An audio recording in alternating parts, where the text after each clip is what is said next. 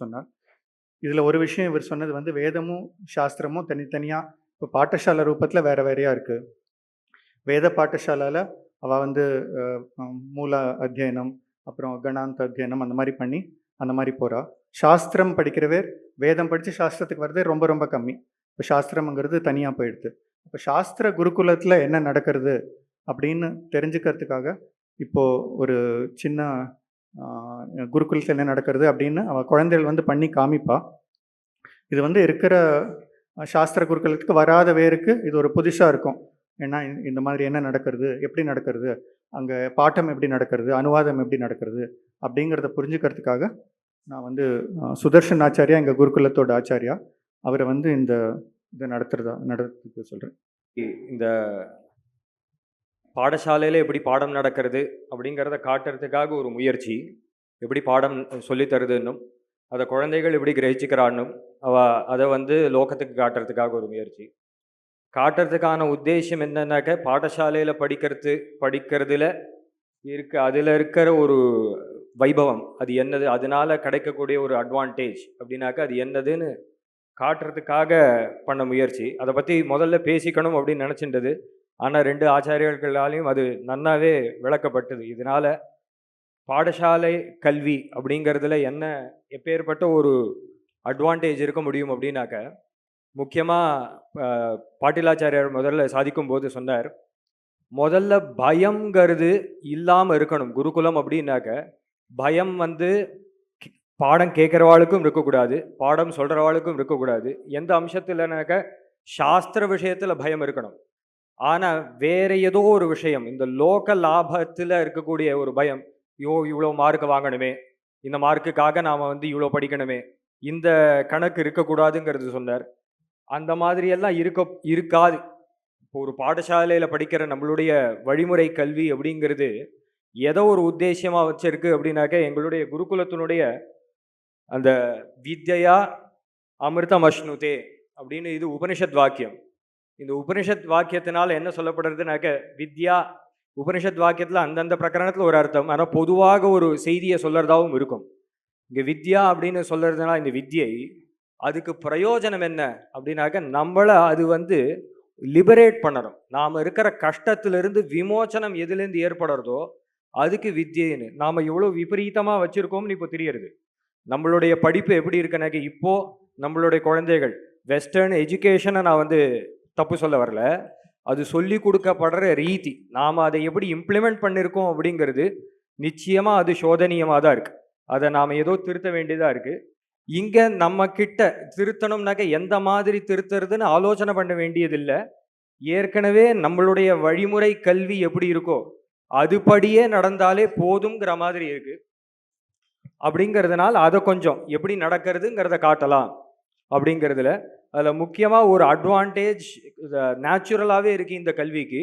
அதுவும் ஆச்சாரியால் சாதிச்ச மாதிரி இந்த ஸ்டூடெண்ட் டீச்சர் ரேஷியோ, ஒரு டீச்சருக்கு 100 ஸ்டூடெண்ட்டுன்னு இல்லாமல் ஒரு 4-5 ஸ்டூடெண்ட்ஸ்னாக்கா அதுக்கு ஒரு டீச்சர் அப்படின்னு அந்த ஸ்டூடெண்ட் டீச்சர் ரேஷியோவே கம்மியாக இருக்குது. அந்த அட்வான்டேஜ் ஆனது யூஸ் பண்ணவும் படுறது. அந்த அட்வான்டேஜ் நேச்சுரலாக இருக்குது, அது வந்து அது யூஸாகவும் ஆறுது. அது எப்படிங்கிறதுக்காக காட்டுறதுக்காக ஒரு முயற்சி. அது பாடம் முதல்ல நடக்கும், அந்த பாடம் எப்படி நடக்கிறதுங்கிறத காமிச்சிட்டு அதுக்கு மேலே பாடம் முடிஞ்ச உடனே குழந்தைகள் சிந்தனை பண்ணுறதுங்கிறதும் குருகுலத்திலேயே நடக்கும். அப்போ அந்த குழந்தைகள் எப்படி சிந்தனை பண்ணுறா அப்படிங்கிறதையும் காட்டுறதுக்காக ஒரு இது. பாடம் சுலபமான, எப்போவுமே சாஸ்திர பாடம்ங்கிறது சாஸ்திரத்தில் இருக்கிற விஷயங்கள் லோகத்தில் நாம் தெரிஞ்சிக்க வேண்டிய விஷயங்களாகவே இருக்கும். அப்போ ரொம்ப அடிப்படையான ஒரு விஷயம் இங்கே சொல்லித்தரப்போகிறது. என்னதுனாக்க டெஃபனிஷன்னு நாம் அது வெஸ்டர்ன் சயின்ஸாக இருக்கட்டும் இதில் வேணா இருக்கட்டும் டெஃபனிஷன் வச்சுட்டு இருக்கோம். அந்த டெஃபனிஷன்னா அது எப்படி இருக்கணும், லக்ஷணம்னு அதுக்கு பேர் சம்ஸ்கிருதத்தில்.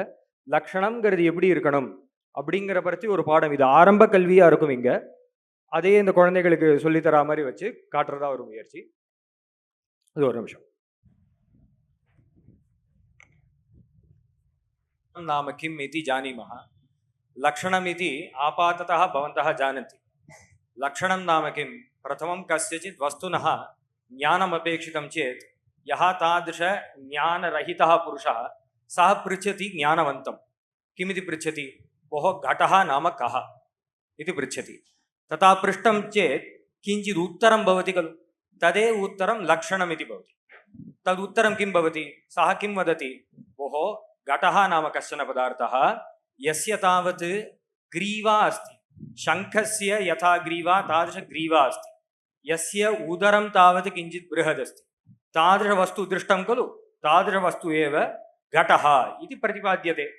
तर्हि इदमेव शास्त्ररीत्या वक्तव्यं चेत् तत्र एवं वदन्ति, तत्र घटस्य लक्षणं कम्बुग्रीवादिमत्वं। कम्बुग्रीवा नाम उक्ता एव ग्रीवा, कम्बुग्रीवा इति उच्यते। कम्बुग्रीवा एवं पृथु उदरः इत्यादि गुणवत्वमेव घटस्य लक्षणम् इति वदन्ति। एतादृशं लक्षणम् इति किञ्चित् भवद्भिः इदानीं लोकव्यवहारात् ज्ञातम्, इदमेव लक्षणमिति नाम अद्य ज्ञायते खलु। ततः परं लक्षणं नाम ततः केन रूपेण भाव्यं, तस्य के गुणाः के दोषाः इति। दोषाः ज्ञायन्ते इति चेत् दोषशून्यत्वमेव गुणाय भवति। तर्हि के दोषाः इति कथ्यते। कः दोषः? एकः दोषः भवति, लक्षणं किञ्चिदुक्तं चेत् तत् तावत् सर्वेषु लक्षणेषु तेन स्थेयमस्ति, तस्य स्थितिः सर्वेषु लक्ष्येषु स्यात्। तर्हि घटस्य लक्षणम् उच्यते। घटस्य लक्षणमिति उक्त्वा तत् केषाञ्चिदेव घटानां भवति चेत् तद्दोषाय। तद्वदेव घटस्य लक्षणम् इति इदम् उच्यते। घटस्य लक्षणं किं भवतु? इदानीं रक्तरूपवत्वम् इति घटस्य लक्षणम् उच्यते। तत् कथं भवति इति चेत् तत् अन्येषामपि भवति खलु। घटस्य लक्षणम् उक्तम् इति चेत् इदं पटानामपि भवति। तर्हि अतिव्याप्तिः इति दोषः।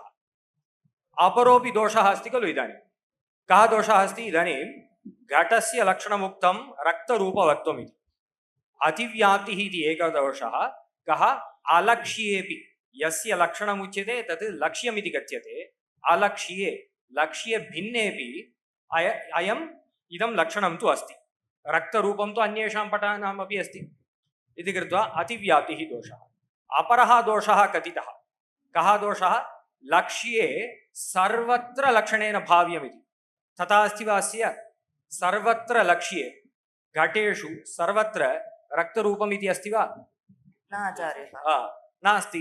तर्हि कथं भवति? तस्य दोषस्य अव्याप्तिः इति नाम। अव्याप्तिः इति अपि अस्य अस्ति, अतिव्याप्तिरित्यपि अस्ति। एतादृशदूषणशून्यं भवति। इतोपि महदेकं दूषणमस्ति। लक्षणं घटस्य पृष्ठम् इति चेत् कश्चन वदति, घटस्य लक्षणं वा तन्तुजन्यत्वम् इति कश्चन वदति। इदम् उपहास्यं खलु। तन्तुजन्यत्वं कथं घटस्य लक्षणं? एकोऽपि घटः तन्तुजन्यः नास्ति। तर्हि तत्र इदं तन्तुजन्यत्वम् इति घटस्य असम्भविधर्मः इति कृत्वा सः दोषः उच्यते असम्भवः इति। अव्याप्तिः इति एकः दोषः, अतिव्याप्तिः इति अपरः दोषः, असम्भवः इति दोषः। त्रयः दोषत्रयरहितत्वम् इति एव लक्षणस्य लक्षणं गच्छति। कथमस्ति? इदं दूषणत्रयं तु न स्यात्, तादृशः धर्मः लक्षणमिति। इदानीं लक्षणं नाम किम् इति अवगतम्? इदानीं भवन्तः किं कुर्वन्तु? लोके प्रसिद्धानां वस्तूनां, परिदृश्यमानानां वस्तूनां लक्षणं चिन्तयन्तु, किञ्चित् चिन्तयन्तु, इदं लक्षणं भवितुमर्हति वा इत्यपि भवन्तः आलोचयन्तु। आलोच्य तावत् त्रयाणां चतुर्णां वा लिखित्वा स्थापयन्तु। अस्तु।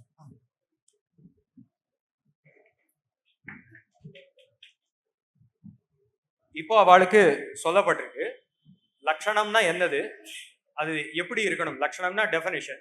அந்த டெஃபினிஷன் எப்படி இருக்கணும்னாக்க எதுக்கு டெஃபினிஷன் கொடுக்குறோமோ அதுல அது இருக்கணும். அது எல்லாத்துலேயும் இருக்கணும். ஒரு ஒரு பானைன்னா என்னன்னு சொல்றோம்னாக்க இருக்கிற எல்லா பானையும் அப்படிதான் இருக்கணும். பானையை தவிர்த்து வேற ஒண்ணு அப்படி இருக்கக்கூடாது. அப்படி இருந்துருச்சுனாக்க அதை பார்த்து கூட ஓ இது பானை நினைச்சுப்பான் கேட்கிறவன். அப்போ டெஃபினிஷன் இந்த மாதிரி கொடுக்கணும் அப்படிங்கிறது அவளுக்கு சொல்லப்பட்டிருக்கு. அதுக்கு மேல் அவ சிந்தனம் இதை பண்ணுறது அப்படின்னு சிந்தனம் செய்யறது அவ பாடம் சொல்ல முடிஞ்சுன்னே அவளே சிந்தனம் பண்ணுவா. இந்த விஷயமா பண்ணுங்கோ, இந்த மாதிரி பண்ணுங்கோ அப்படின்னு சொல்லியிருக்கு. அது ரீதியில அவ சிந்தனம் பண்ண போறா. அதை நாம பார்க்கணும். तत्तु आचार्यैः उक्तमेव खलु, अन्यत् किञ्चित् चिन्तयामः। गोः न खलु तत् पुरतः दृश्यते। अस्तु भोः, पुरतः नापि दृश्यते चेत् लक्षणं चिन्तयितुं शक्यते एव। अस्तु, परन्तु मया कस्मिंश्चित् पुस्तके दृष्टं तस्य लक्षणं शासनादिमत्वमिति। किं दृष्टं न तु सम्यक्तया अवगतं। भवतु अन्यस्य लक्षणं चिन्तयामः। मनुष्याणां लक्षणं चिन्तयामः। मनुष्याणां लक्षणं कुतः चिन्तनीयं? ते तु पुरतः ते तु परिचिताः एव खलु। अस्तु भोः, तथापि अस्माकम् अभ्यासाय भवति। अस्तु, द्विपादम् इति तस्य लक्षणं भवतु। कथं? मनुष्याणां द्वौ पादौ स्तः। तदा द्विपात्वस्य असम्भवदोषः न भवति।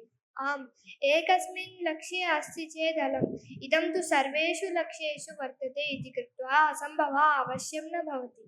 वानरादिषु अपि पादद्वयं वर्तते, एवं च पक्षिणः अपि। अस्तु भोः, तेन किम्? तेन दोषः अलक्ष्येषु मनुष्यभिन्नेषु तत् लक्षणं वर्तते। आचार्यैः उक्तं खलु, तस्य नाम किम्? आमाम्, अतिव्याप्तिः। नाना भोः, अव्याप्तिः। न भोः, अतिव्याप्तिः एव। अव्याप्तिः तदा भवति यदा लक्षणं केषुचित् लक्ष्ये एव वर्तते। इदानीं तु तथा नास्ति, अतः अतिव्याप्तिः एव।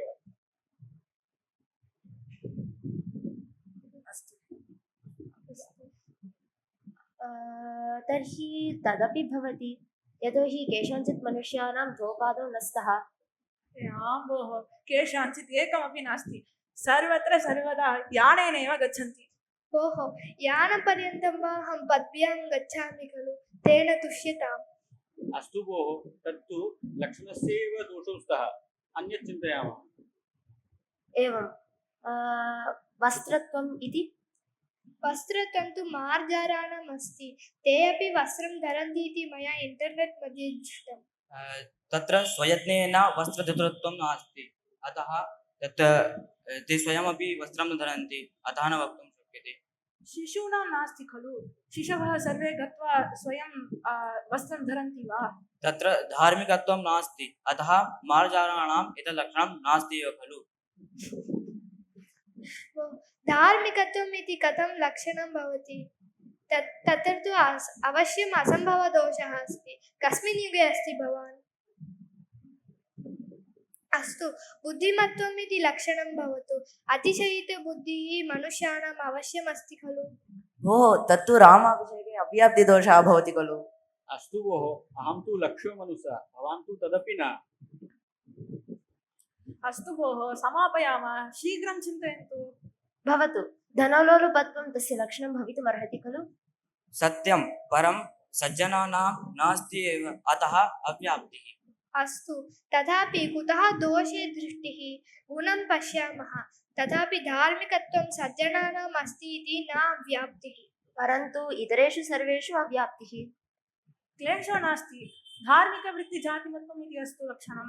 वयमपि सद्भिः सजातीया खलु। रामे अतिव्याप्तिः भवति, देवादिषु च। देवादिषु वा? अस्तु, तर्हि तद्भिन्नत्वं योजयामः, न तु तस्मिन् तद्भेदः। सत्यम्, आदौ एव चिन्तनीयमासीत्। देवादिभिन्नत्वे सति धार्मिकत्वम् इत्येव लक्षणं लिखामः। समयः जातः। अस्तु अस्तु, चलामः। भवतु।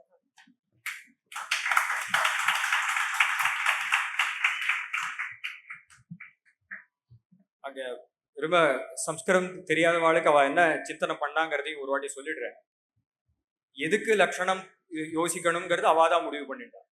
மனுஷியாளுக்கு நாம லட்சணம் சொல்லலாம், மனுஷியாளுக்கு லட்சணம்னாக்க அது எதுக்கு சொல்லணும் அப்படிங்கிறதையும் ஆலோசனை பண்ணிட்டு சரி சொல்லுவோமே அப்படின்ட்டு இது சொல்லலாமா, இது லட்சணமா இருக்க முடியுமா? 2 கால் இருந்தா மனுஷன்னு சொல்லலாமா?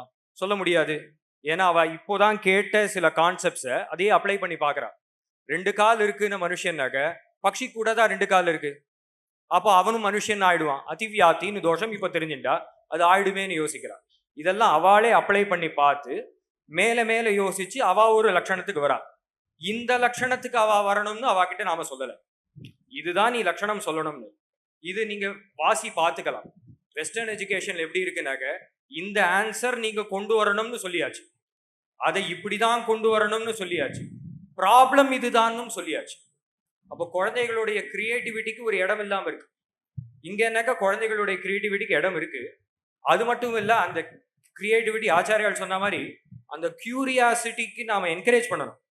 ஏன்னா கியூரியாசிட்டி இல்லாதவனுக்கு நாம போதத்தை சம்பாதிக்கவே முடியாது, பசி இல்லாதவனுக்கு சாப்பாடு போட முடியாது, அதே மாதிரி அந்த கியூரியாசிட்டி இல்லாத வாழ்க்கை நம்ம சொல்லிக் கொடுக்கவே முடியாது.